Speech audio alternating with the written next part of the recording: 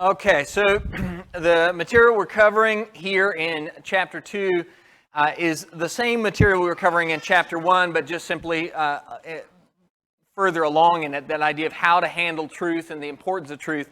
Steve Akers sent me this. I X'd out all of the particular details about people's lives, especially since we're live streaming, but he's read this on Twitter the next morning, wasn't it? Just right after we had studied the importance of truth and how truth is exclusive and there are right and wrong answers. And this came up on his Twitter feed. Two truths can exist simultaneously. I don't think a lot of people understand that concept.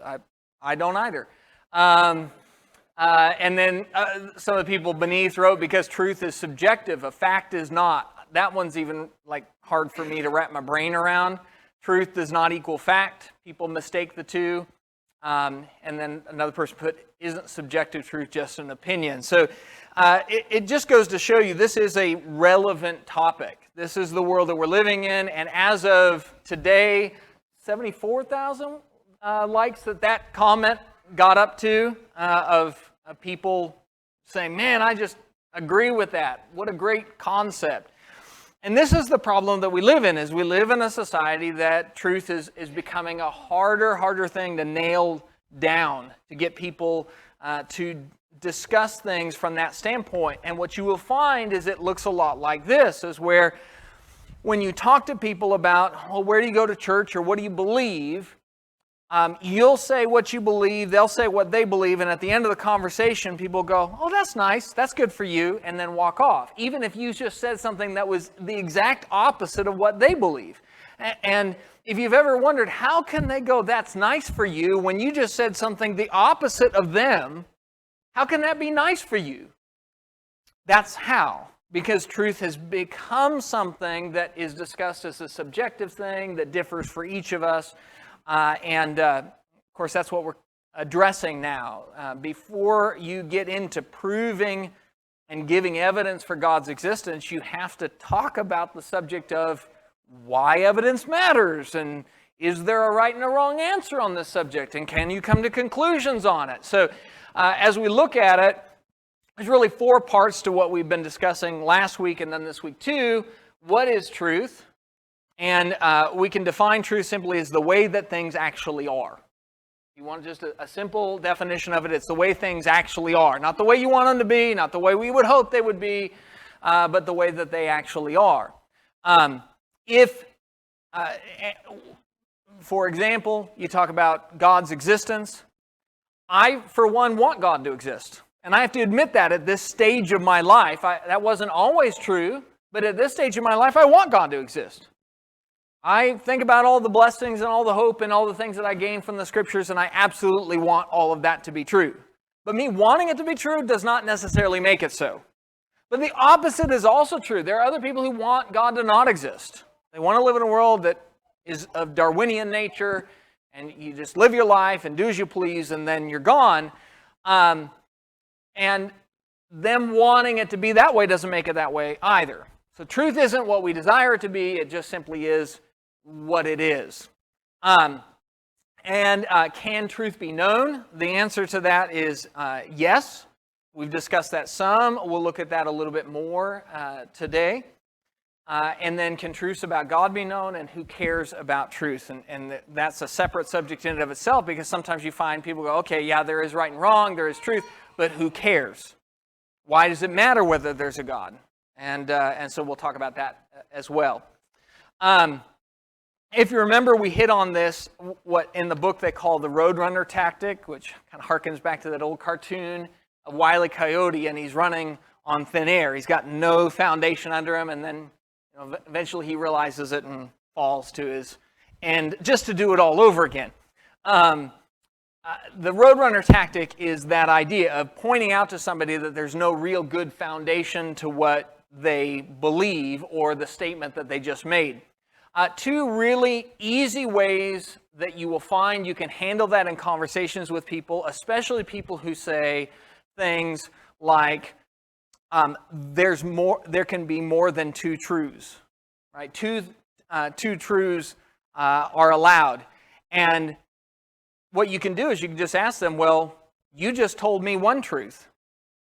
Right? If somebody says there's such a thing as two truths, well, you just told me one truth. So what if I say there's not such a thing as two truths? You see the problem? There's a logic gap there. If somebody says there's no such thing as absolute truth, the easy way to answer that is, are you sure that's absolutely true? The sentence itself is contradictory. Another along that line is when somebody says there's no such thing as truth, you ask them, is that true? Right? So these are easy questions. You notice we're using questions. Apologetics are best done through questioning most of the time. And that's not just my opinion. If you go and you look at Jesus, the creator of the world, the Son of God, and you look at the way that he spoke with people, he had all the answers. You know, the smart thing would be the Son of God comes to the earth and we all just sit at his feet and just say, just teach us, just tell us what to do and we'll do it. But instead, people are ornery. All of us struggle with this. And so what Jesus often did, and you can read over and over and over again, was ask people questions. And those questions led them to conclusions on their own. That's what apologetics are about, is reasoning with people and doing it in a conversational way, right? I'm not a big advocate of confrontational evangelism.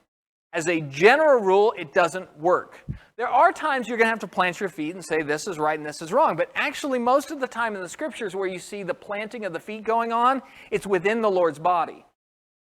But when we're out there dealing with the world,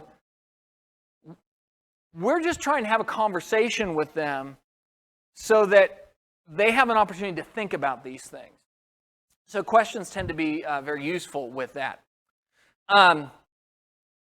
Here is a fairly popular bumper sticker, and what they've done is they've taken this word coexist and they've employed all these different religious symbols, and the idea is that can't we all just coexist? So that's my question to you. In the discussion of truth, can we all coexist? Okay, no. Why? Essay answer.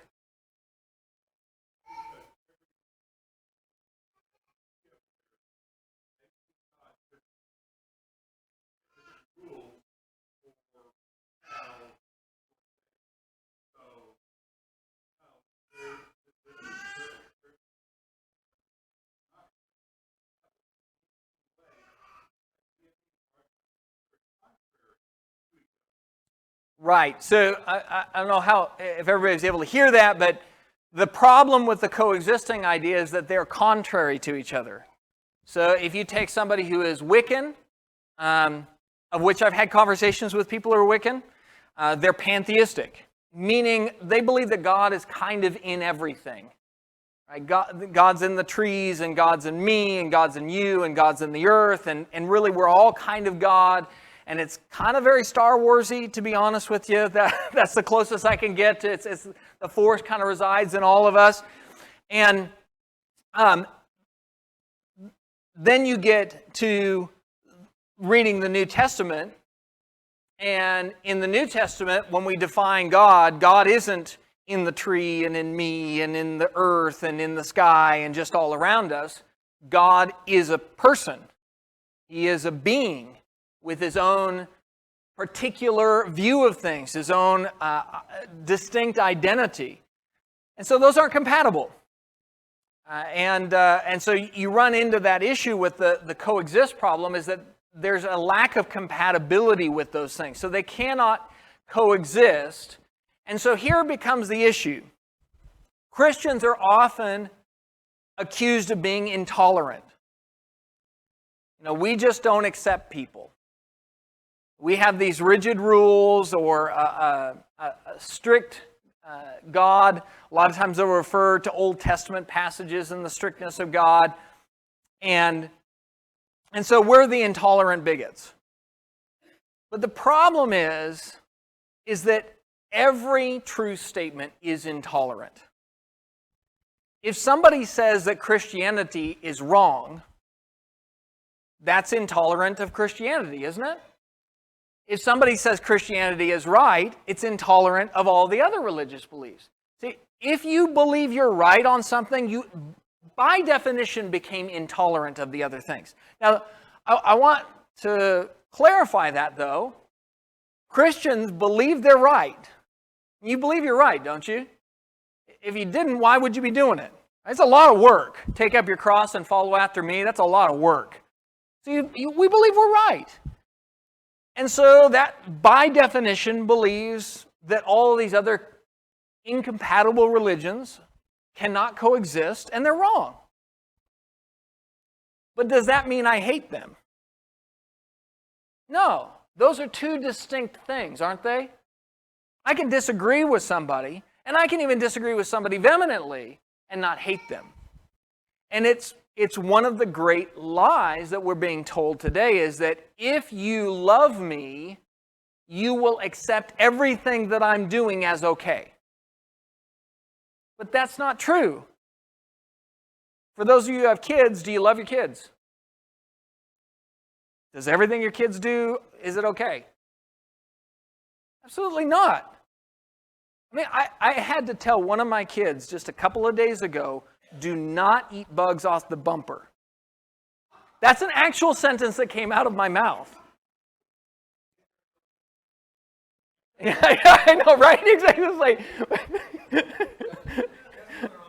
It's like, yeah, anywhere else is fine, but not bumper bugs. Those ones aren't okay. Yeah, well, they did have a bunch of cicada recipes out there for a while, you know. Yeah. My kids do things that are wrong all the time, and I don't love them any less. All right, so when we talk about intolerance, we want to clarify that.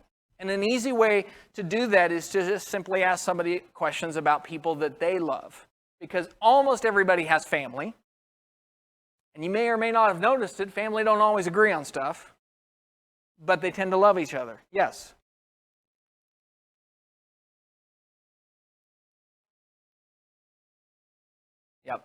Yep, and that's absolutely correct, right? We can both be wrong, but we both can't be right. When two people disagree over something, you could be right, or I could be right. Or we can both be wrong, but we can't both be right. Yep, yeah, and these are conversations that we accept in normal life. You have two doctors who disagree with each other on a diagnosis. One says the patient has cancer, the other one says no. Well, you don't just shrug your shoulders and say, I guess both doctors are right. Somebody's right and somebody's wrong. And so in real life things, that's how that works. In the second chapter, he gets into two philosophers from history. One, David Hume, who's up there on the left, and Immanuel Kant, who's on the right. The value in talking about these two men is not that you really need to remember them. So if you walk out of this and you forget David Hume, you forget Immanuel Kant, no problem. But what it is the value is found in understanding the roots of some philosophical ideas that have overcome our culture.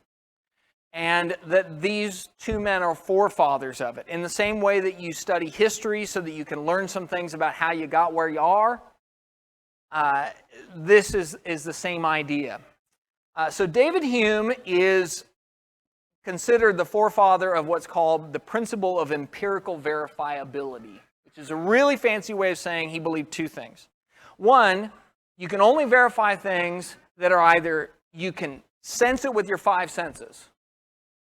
So I can touch it, I can taste it, I can see it. If I can do those things, then I can verify that it's true and real. Or there are some specific abstract reasoning that have to do with quantity and numbers, such as triangles have three sides, 2 + 2 = 4. These are abstract ideas that have specifically to do with mathematics. And since I can look at a triangle and see that they have three sides, now the abstract idea that triangles, even if I draw them, have three sides is also true. And he said, anything beyond that, forget it. If you cannot identify it as a abstract reasoning from quantity or number, or sense it with your five senses, then it's not true. So he believed in truth, but he believed in a very limited scope of it. And this has affected so many areas of thinking. So one of the ways that that has done that is in the realm of the sciences, they talk about naturalism. Well, there's one thing that naturalism doesn't account for. Naturalism doesn't account for that which is supernatural. So you will find in the sciences a lot of times the only acceptable answer to things would be something that they could find in the natural world. And that was Darwin's view. Darwin had a view of there's no way that we can accept that God, a supernatural being, began the inception of mankind in the world, so we need to find a natural view of it, something that we can verify with our five senses. The other way that we shouldn't be surprised that this connects with is, think about the term sensuality, which we as Christians would put in the negative category, right? Sensuality. What is sensuality other than that which has to do with the senses? Right? It is an over-fixation with whatever my senses have interest in. And so you no longer factor in the unseen things, the supernatural. So David Hume came up with that idea, and it is used throughout the sciences. I heard it all the time when I was working in the zoological world, that idea. There's one problem with it. If you go back to that roadrunner tactic and you say, okay, your idea is that unless it's an abstract reasoning from quantity or number, or I can verify it with my five senses, it's not true. Well, what about his statement? Can you verify David Hume's statement with your five senses? Or is it a quantity or number question? So he's made a statement of truth that breaks his own rules. So that's the first one with David Hume. And you'll find that a lot today where people, one of the reasons they don't want to believe in God is they say, oh, I can't see him. Right? If you've ever heard that, well, if God really wanted me to know about him, then he would show up and he would be a voice from heaven and say, I'm here. And so people use the idea that since you can't see it, it must not be real. The other one is Immanuel Kant. The easy way to remember Kant and his philosophy is you can't know for sure. Immanuel Kant said you can't know for sure. His view, in short, is that you only get your interpretation of the data. So you have Theron over there, and I say Theron's over there, but how do I know Theron's over here? All I really know is that my eyes are telling my brain that Theron's there, but I don't actually know that he's there. Maybe we're all in some sort of computer matrix type program, and I'm just being fed data. How do I even know that I'm real? Yes. I'm here, just so you know. I feel much better. Yes. Empirically verified by my five senses. Yes.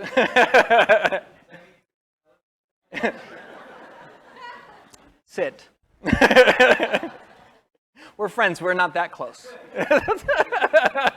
Yes.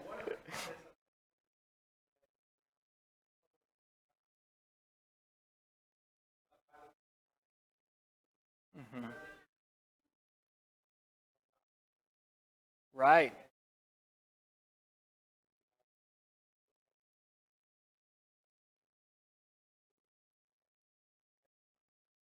Yeah. Yeah.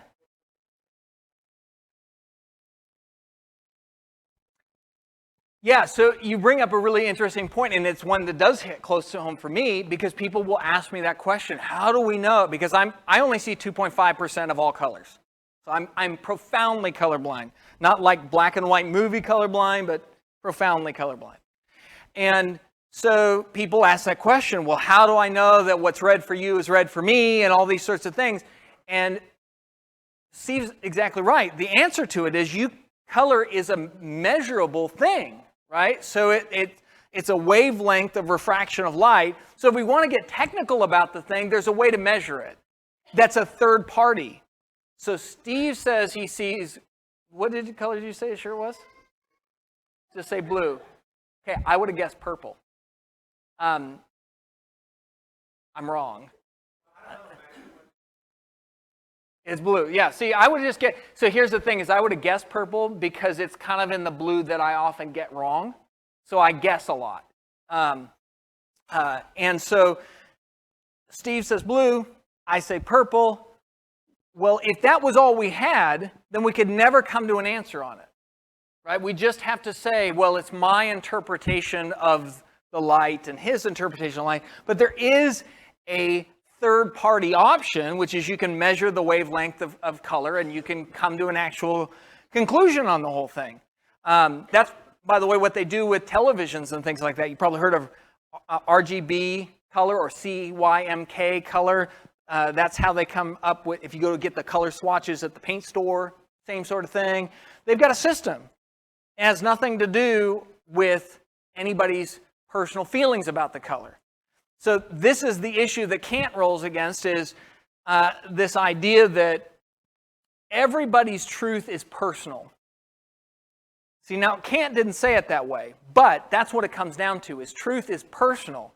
And you've probably heard it that way before, where somebody says, that's my personal truth, or that's my truth. Right? You have your truth and I have my truth. Well, Kant is the father of that. But here's the problem. Kant, his philosophy can be summed up in one idea. You can't know truth for sure.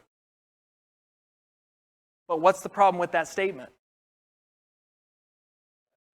That's a for sure statement, isn't it? Right? Is that true? Exactly. You can't know truth for sure. Is that true? So here's the thing that we want to do as Christians is be versed in this idea of critically thinking our way through some of these philosophical ideas that come up. Does anybody have any comments or questions or anything they want to add?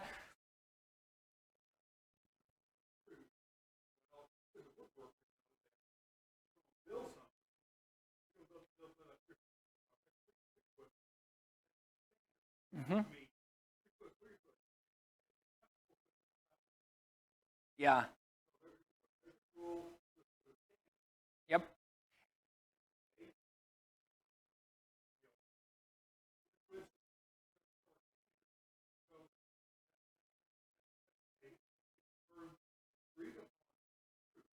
Yep.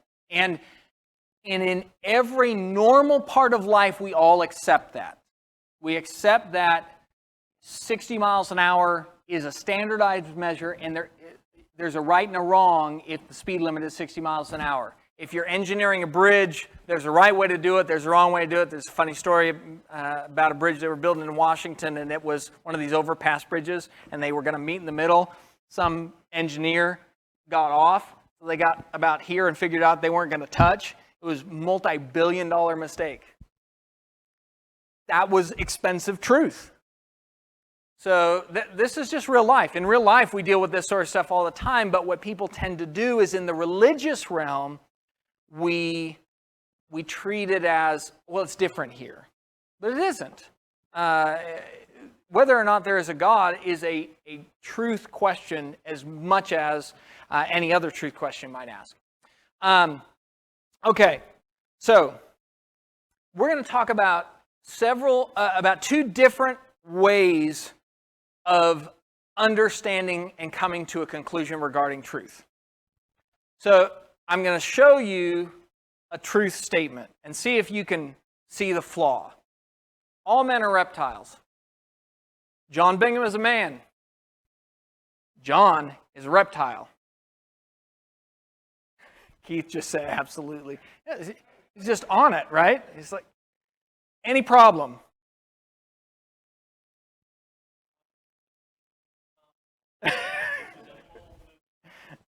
Yeah. So the logic's sound, right? Can anybody argue with the logic? Anybody going to disagree with me on that logic bit? Where's the problem? The premise is wrong. The premise is what is false. Now, what we've been doing in that statement there is a type of philosophizing and thinking called deduction. Meaning we start with a theory, we start with an idea. In that case, the idea we started with is all men are reptiles. Now, you take that, and then you build a hypothesis, an observation, and then you eventually confirm it. So you take the logic, and you start with one idea, and if that idea is true, and then sometimes if you connect it to another idea, and that idea is also true, then you follow a train out until you say, okay, here's the eventual conclusion of the matter. So that is called deductive reasoning. But there's another type of reasoning called inductive reasoning. And it's the difference between Aristotle and Sherlock Holmes. Also, one's real. But deductive reasoning says, let's make an observation.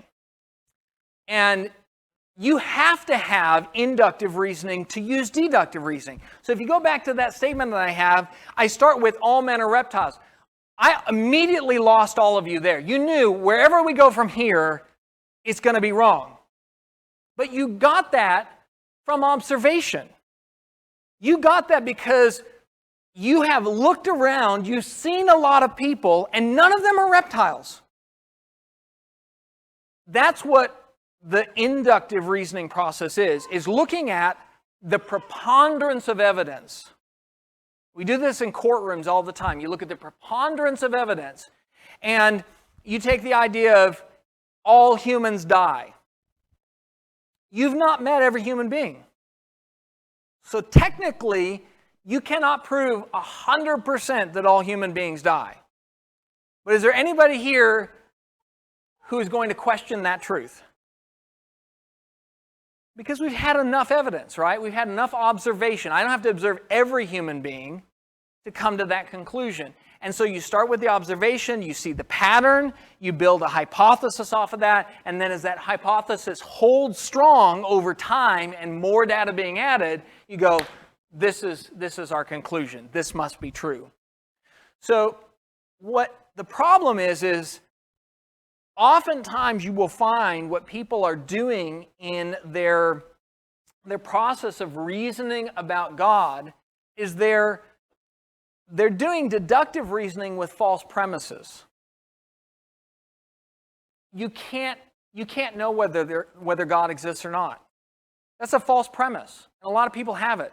There's no way you can have evidence for God's existence. This is a false premise I carried around for a long time. I just assumed that was a thing. You had to either decide yes, you're a God, for God person, or no, you're against God. And it was just a feeling. I was under the impression that there was no way of proving it. Well, that was a false premise. It was a false premise that I got from the society around me. I got from just kind of guessing. But when you start with a false premise, everything else that you derive from it's going to be wrong. If I start with all men are reptiles, you know wherever I go next is off course. So one of the things that we want to do as we talk with people is get to the bottom of what premises they're using. What is their thought process behind how they got where they are?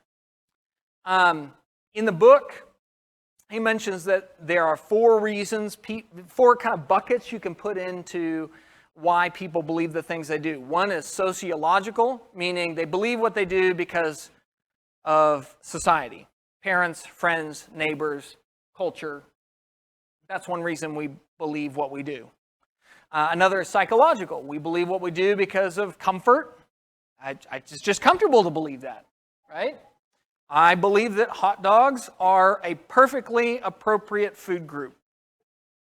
I have no basis in truth for that other than I like hot dogs and I don't want to stop eating them, right? That's a psychological reason. Or my identity or purpose are wrapped up in it. Religious reasons, whatever scripture or religious leaders or church tradition we follow. And the fourth one is philosophical. Philosophical is based off of consistency, coherency, and completeness. Meaning Is it consistent with all the other things that I know to be true? Is it a coherent idea? And is it a complete idea? The fourth one is really the route that you want to go.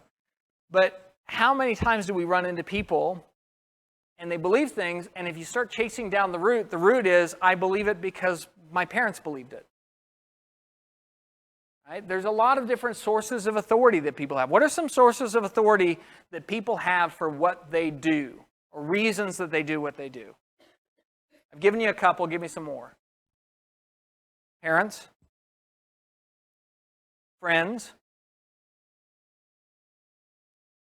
Likes? Yeah, I just like it that way. Convenience.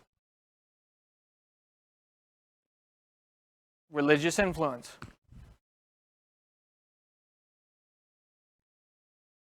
Oh, to be contrary and different. Yes, I believe it because it's rebellious against. Sometimes it is. That almost goes back to parents sometimes too, right? I'm going to do this because it's the opposite of what everybody else is doing. Yeah.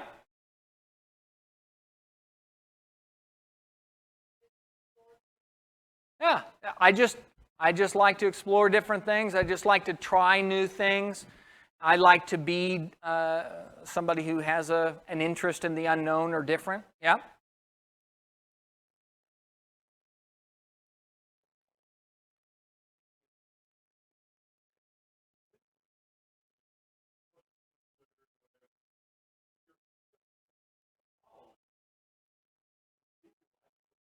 Okay, so celebrity, right?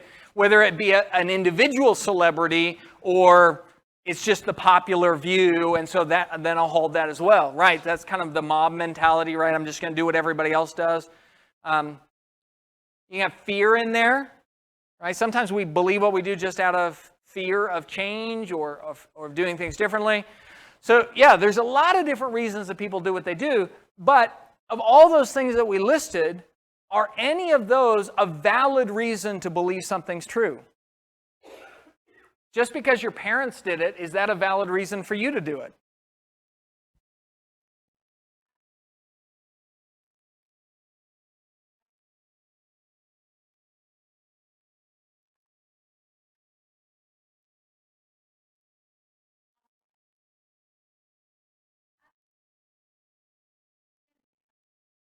Well, and Ecclesiastes actually says that, right? God set eternity in our hearts. I think that's what you're talking about. It's like one of the big problems that atheists have discussed, even on their own message boards and whatnot, is atheists want the whole world to become atheistic. And they thought, especially once they had control of the sciences and the dialogue in the scientific community, they thought it'd just be a matter of time and everybody will come around.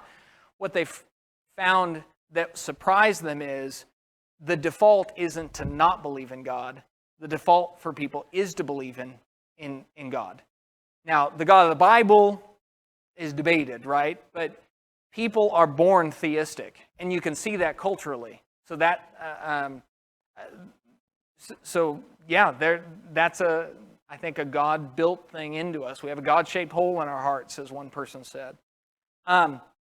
So as you look at all these different things, if I believe it because of my parents or because it's popular, because of culture, now that doesn't mean it's wrong. If your parents believe something, that doesn't necessarily make it wrong, but it also doesn't make it necessarily right. If the culture says something is okay, that doesn't necessarily make it right or wrong. Right? The culture says murder is wrong. Would we agree with that statement? Right? So it's not like we just do the opposite. But if you're going to find truth, you're going to have to use both types of thinking, both the deductive and the inductive. And here's the beautiful thing. That's what the Scripture says. If you look, Isaiah 1:18, come now and let us reason together. What kind of logic is that? What kind of thinking is that? Come now and let us reason together. Which one? Is that deductive or inductive? It's in the blue side. That was the deductive one. But then he also says in Romans 1:20, and this gets to what Melo was bringing up, For since the creation of the world, his invisible attributes, his eternal power and divine nature have been clearly seen, being understood through what has been made, so that they are without excuse. You have a little kid, they look up into the stars, they see the vastness. We look around, we look at the design from the telescope to the microscope, and we see how much detail there is, and that's inductive reasoning, and we come to a conclusion that we didn't just happen. Well, that's what Romans 1:20 is talking about. So the Bible is a fan of both types of logic. So when we talk with people, don't be afraid to use both types of logic in that conversation. In a court of law, they would refer to it as the burden of proof. And depending on the court case, right, if you go to small claims court, you don't need as much burden of proof as if you're going to convict somebody of murder. But even at the highest version of it, where you're going to convict somebody of murder and give them the death penalty, they have to be guilty beyond a reasonable doubt. Have you see there, we put people to death and leave room that there might be some doubt. Not reasonable doubt. You can't have reasonable doubt, but I could have an unreasonable doubt. You could have a jury and they go, well, maybe there's a piece of evidence out there that we haven't heard that could totally change this thing, and maybe this guy is actually innocent. I know all this points to him being guilty, but there might be something out there that they didn't find that would make him innocent. And if we use that standard, nobody would ever be convicted of murder, would they? Because there always is a possibility. But we do convict people of murder, and we do put them to death for it, so we consider a less than 100% proof good enough. That's what I want you to see. Does that make sense? The idea that in making verdicts on things, it doesn't have to be 100%. In the same way, all men are mortal. Can you prove with 100% certainty that everybody dies? Could be one guy out there, right? That you and I have never met, that's just kind of wandering around, the extra Methuselah. You don't know. You can never, there's always that possibility. But we all agree that all men are mortal. Yeah. Well, yes, we certainly with the scriptures, right? The scriptures, and then you go the route and you say, okay, if I can prove that the scriptures are from God, and then God says all men died, then obviously that's the case. Yes, Hebrews 9:27 is very much true. I'm not debating whether all men die. I agree. But there's always that small room, and what people want to do is when discussing God, they want to say, well, unless you can prove it 100%, I'm not going to buy in. But you do that all the time. You ever eaten food at a restaurant? That food's sitting on the plate. Do you know 100% sure that that doesn't have poison in it? Somebody walk in and drop cyanide on top of it? Will you ever be able to know at a restaurant? Maybe none of you will eat at restaurants again. I don't know. Maybe I just ruined it. But you take things on faith, but it's a reasonable faith, right? Driving down the road. You get in your car and you put faith in the manufacturer of the vehicle. You put faith in the stoplights, the traffic lights that they're going to work. You put faith in the other drivers that they're within a certain parameter going to try and follow the rules of the road. And you put your life on the line when you do that. Driving down the freeway, 70 miles an hour. It's a high-risk maneuver. But you can't prove 100% that all of those things will happen. But you have enough confidence that you live your life. That is what we're really talking about with people. In the discussion of can you prove the existence of God, few things can be known beyond all doubt, but many things can be known beyond a reasonable doubt. If somebody asks you, can you prove 100% that God exists? I have to admit no. Because there's always a possibility of some random data coming out, right? But my confidence level is so high, I can't envision what that data would be. And so when you're talking with people, there are very few things in life that you can prove 100% using inductive reasoning, meaning observation and whatnot. When you're using observation skills, there's always a possibility that you just don't have a big enough sample size. But that doesn't mean you can't come to conclusions. Because if you couldn't come to conclusions using inductive reasoning, then none of us could think anything. Right? None of us could do anything. Because you use observation all the time to come up with conclusions. Anybody have any thoughts on that? Does everybody understand what I mean by the whole you can't prove 100%? I'm not saying I don't believe that God is. It'd be a weird profession for me to be in, right? But we're just saying if somebody's waiting and saying until all the data's in, you can never have all the data. Think about even with the scriptures. If somebody said, I won't believe the Bible until I've read every religious text, well, guess what? You don't have enough time. And some religious texts are gone. You don't even have access to them anymore because it's a dead religion. So if we're looking for 100% data, that's not the way real life works.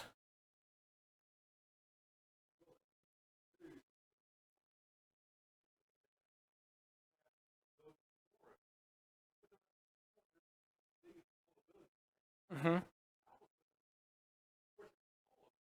Right.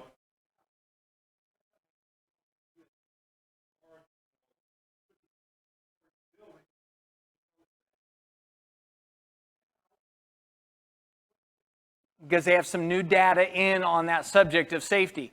And I might add to that, that's one of the reasons we as Christians can have reasonable conversations with somebody, is because what we are saying is we're open to pursuing truth wherever it takes us. If they can give us some data that proves there isn't a God or I'm following him wrong or something like that, I would entertain that discussion.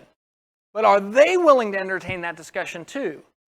Right? Because when the Mormons come to the door and they say, follow the Book of Mormon, I'm going to ask for the data. Give me a reason to. What's the logical reason why? And they say, well, you should just read it and feel in your heart. Is that a logical reason? Oh, we're back to those 4 buckets, right? It doesn't fit into the right one. Yeah. Yep. Yep, absolutely. So there's nothing wrong for us as Christians. Know the truth, and the truth will set you free. We're willing to have that discussion and conversation. Okay. The last one we'll look at very, very quickly, not take a whole lot of time on it, but is just simply, what about the person who doesn't care about truth? Ignorance, the difference between ignorance and apathy, I don't know and I don't care. Ideas have consequences. Proverbs 23 verse 7 says, as a man thinks in his heart, so he is. The reason people should care about truth is because how you think affects how you act. And we know this to be true in every other area of life. And let me give you a real life example. John Lennon wrote a song, imagine there's no heaven, it's easy if you try.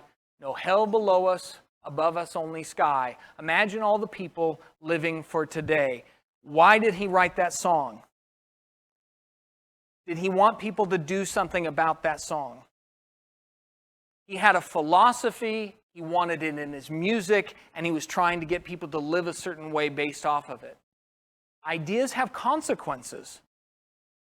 If there's no heaven, and if there's no hell below us,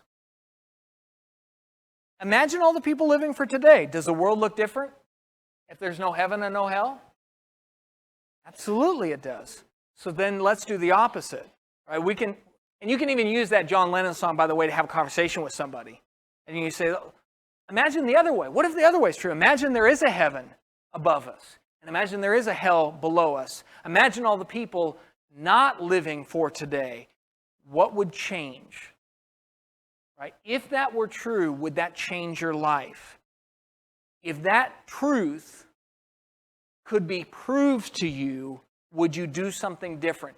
This is how we have those kind of conversations with people. Because truth and ideas do have consequences. What you believe absolutely changes things. You're driving down the road and you believe it's 80 miles an hour.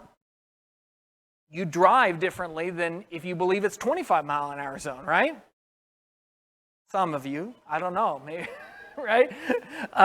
You should, right? What you believe has consequences in the choices that you make. And so we're just trying to highlight that for people.